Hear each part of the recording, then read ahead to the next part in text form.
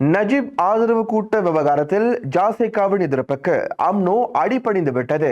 முன்னாள் பிரதமர் doctor Mahathir இதனை கூறினார்.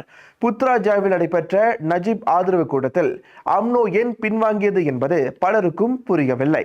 மாட்சிமை தங்கிய மாமன்னரின் அறிக்கை திட்டமிட்ட பேரணியை தடை செய்யவில்லை.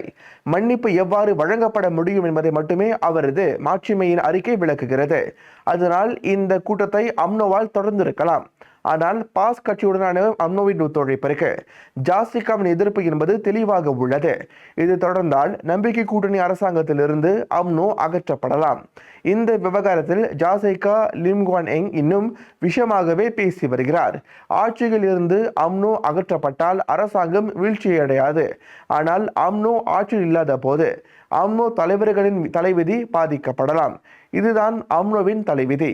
அம்னோ தலைவர்களின் பாதுகாப்பு அரசாங்கத்தில் அவர்கள் பங்கேற்பதை பொறுத்தது.